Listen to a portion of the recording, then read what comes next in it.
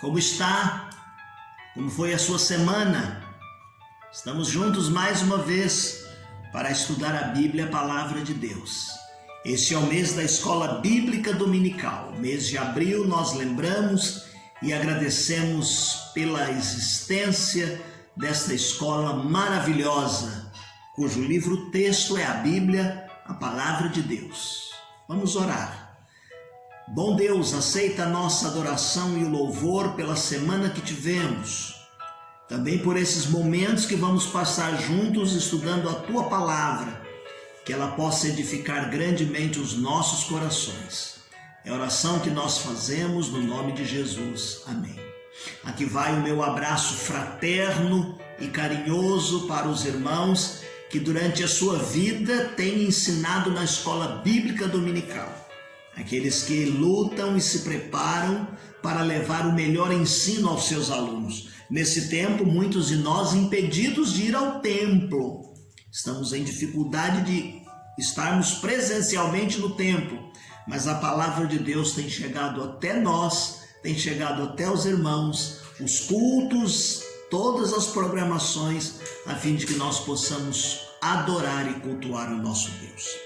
Nós estamos estudando nesse tempo as cartas de João, 1ª, 2ª e 3ª João. E o material que nós estamos usando é esse do saudoso pastor Darcy do Zilek.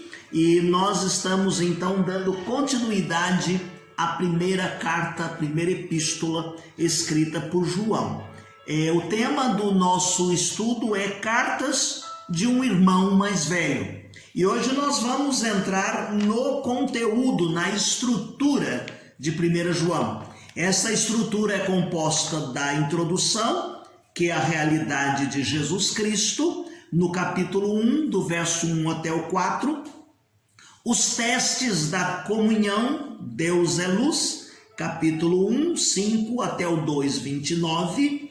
E aí vem o teste da obediência, o teste do amor, o teste da verdade, o teste da filiação, Deus é amor, teste da obediência, o teste do amor e o teste da verdade. Então nós vamos nos deter um pouquinho nestes testes que já falamos no nosso último encontro. Então, quando nós lemos aqui o capítulo 1, do verso 1 ao verso de número 4, logo no início da sua carta, João trata do problema do gnosticismo, que nós abordamos no nosso último encontro. Até lemos aqui a definição do nosso autor, da nossa revista, mas uma das coisas que os gnósticos negavam era Jesus Cristo sendo Deus, Jesus tendo vindo em carne. Jesus lá de Nazaré, aquele que foi pregado na cruz do Calvário, aquele que foi julgado, eles negavam a existência. Alguns diziam que era um ectoplasma. E aí João vem para combater essa doutrina de negação a respeito da doutrina de Cristo. Também uma das coisas que o gnosticismo dizia era que o corpo é mau, a matéria é má, pregando aí então uma divisão, um dualismo que levava muitas pessoas à confusão, e os falsos mestres estavam introduzindo esses ensinos na igreja. Veja, meus queridos irmãos, que Jesus Cristo foi alguém realmente concreto, palpável. Seu corpo foi pregado na cruz do Calvário. Nós olhamos e vemos Jesus Cristo num determinado momento dizendo: eu tenho sede. Nós vemos, por exemplo, o guarda enfiando, o texto diz que enfiou a lança e saiu água do corpo de Jesus. Nós entendemos e cremos que aquele que nasceu em Nazaré, o Jesus histórico, veio ser o Cristo, o Messias, o prometido, o vindo de Deus. Aí João vai dizer que nós temos que sempre nos regozijar e nos alegrarmos no fato de Jesus Cristo é real. Jesus Cristo realmente é um ser real. Quando nós entramos aí no verso de número 5 até o capítulo 2, o verso de número 29, nós vamos então começar com os testes da comunhão. E ele diz aqui nesses primeiros versículos, capítulo 1, do 5 até o 2, capítulo 6, que Deus é luz. E aí entra o teste da obediência. Não basta nós estarmos dizendo que somos cristãos, que somos crentes. João vai dizer que é preciso que demonstremos a fé através de uma obediência prática nos mandamentos de Deus. Por exemplo, amar o próximo. E lá na frente nós vamos citar isto, amar ao próximo como a nós mesmos. E aí ele vai dizer, meus queridos irmãos, que nós precisamos de forma muito prática, não só afirmar, mas de forma concreta, vivermos isto na nossa vida. Não vivermos uma vida dissoluta, uma vida errada, uma vida sem objetivo, uma vida sem razão de ser. E aí então o crente que anda na luz, ele deve andar na luz, e a Bíblia diz que quando nós pecamos, nós confessamos os nossos pecados a Deus, tá certo? A fim de que nós possamos ser purificados pela eficácia do sacrifício de Jesus Cristo na cruz do Calvário, aquele sangue eficiente, suficiente, que foi derramado na cruz do Calvário em nosso lugar, para nos purificar de todo o pecado. É preciso que confessemos. E confessar aqui é exatamente dizer o que aconteceu. Não basta a gente querer, de uma forma genérica, dizer que estamos confessando os nossos pecados. Eu me lembro que na minha adolescência nós ouvíamos algumas orações em que no meio da oração os irmãos diziam assim: perdoe a multidão dos meus pecados. É muito genérico isso. É preciso que nós chamemos pelo nome. Que quando você está diante de Deus pedindo perdão, você dê nome àquilo que foi praticado, que entristeceu a Deus. Sabe por quê? Porque diz-nos o texto que nós temos um advogado. Jesus Cristo está ao lado de Deus. Ele é o nosso advogado junto ao Pai. O segundo teste aqui, o teste do amor. Aí a gente entra no capítulo 2, do verso 7 ao verso de número 17. E ele diz aqui mais uma vez que esse teste é prático. É o teste do amor. O amor é um mandamento muito antigo. Amarás ao teu próximo como a ti mesmo, não é? E aí Jesus Cristo veio e deu um tom mais forte neste amor, nesse mandamento, não negando. João vai escrever no seu evangelho a respeito disto. E aí nós olhamos e vemos que muitas das vezes as pessoas estão procurando coisas novas para fazer na igreja, nos cultos, na prática da religião, quando existe aí, olha, esse ensinamento muito rigoroso, talvez alguém diga assim, velho, mas que deve ser colocado em prática. E esse é um teste da vida. O amor se concretiza. O amor se concretiza na minha atitude para com o meu irmão. A Bíblia diz que quem anda na luz pratica o amor. Eu amo o mundo. Eu amo as coisas do mundo. O amor deve ser a Deus e aos seus irmãos. João diz assim: se você diz que ama a Deus e odeia o seu irmão, que amor é este? Que amor é este? Então ele coloca uma equação aqui nesse mandamento, por exemplo, do amor, que nós devemos amar a Deus, ao próximo, como a nós mesmos. Tá certo? Terceiro teste, já estamos no capítulo 2, do verso de número 18 ao verso de número 29. E ele vai advertir aqui a respeito do perigo dos anticristos. Pode parecer estranho, né? Olha capítulo 2, verso de número 18. Capítulo 2, o verso de número 18, quando ele diz assim: filhinhos, É já a última hora, e como ouvistes que vem o anticristo, também agora muitos se têm feito anticristos, por onde conhecemos que é já chegada a última hora. Então ele está dizendo aqui, meus queridos irmãos, nesta parte da nossa lição, que nós devemos tomar cuidado com os falsos. Viu, no meio deles, alguns saíram da igreja, alguns estavam no meio da igreja. Estes são chamados de anticristos, e não o anticristo. Porque muitos deles vão colocar aqui a mentira, e aqui nós temos que estabelecer um contraste que o texto vai nos fazer entre a mentira e a verdade. A verdade é percebida pelo verdadeiro crente. E nós dissemos no encontro anterior que nós temos a direção do Espírito Santo, a unção do Espírito Santo, e nós percebemos a verdade. É claro que é bom a gente ter um bom professor. Saudamos os professores da escola bíblica agora há pouco. É claro que nós queremos ter um professor, um pastor estudioso que nos faça entender a Bíblia de verdade.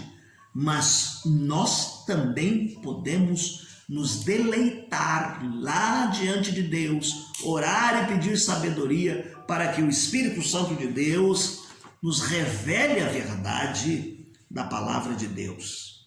Verdade esta contida na palavra de Deus, que nós podemos receber, perceber e obedecer. Ele vai nos falar do teste da filiação. Ele continua falando aqui que Deus é amor. E nesse teste da filiação, nesse teste da obediência, novamente vem a ênfase da prática do amor como teste de obediência. Ele deixa claro aqui que a fé e o amor andam juntos. Os mandamentos precisam ser praticados. A Bíblia diz que os mandamentos de Deus não nos são pesados. Não nos são pesados. Então, se nós confiamos em Deus, devemos amar uns aos outros. Devemos amar uns aos outros. Amamos os santos porque somos todos um em Cristo. E porque queremos agradar a Deus, o Pai Celestial. Amamos uns aos outros, vivemos e nos relacionamos com amor para agradarmos a Deus, o Pai Celestial. Então, o amor tem que ser prático, vivido com obras e em verdade. Há um outro teste aqui, faltam apenas 2, em que ele fala a respeito, mais uma vez, do teste do amor. Depois de advertir os cristãos sobre os falsos profetas, João vai enfatizar aqui a necessidade da prática do amor. E ele fala aqui, meus queridos irmãos, de forma muito enfática, que o amor é um teste da nossa filiação para com Deus. Ao mesmo tempo em que esse teste é prático, e nós já vivemos e dissemos que temos que viver na prática, nós temos que permanecer nele e com ele. Esse amor deve ser demonstrado em ações concretas, de amor ao irmão que está próximo de cada um de nós. E agora me lembro daquele texto da chamada parábola do bom samaritano, em que Jesus responde uma pergunta quando ele é indagado a respeito de quem é o meu próximo. E então Jesus conta esse acontecimento, que descia de Jerusalém para Jericó, quando ele caiu na mão dos salteadores. Passou o sacerdote, passou ali o levita, e todos eles passaram de largo.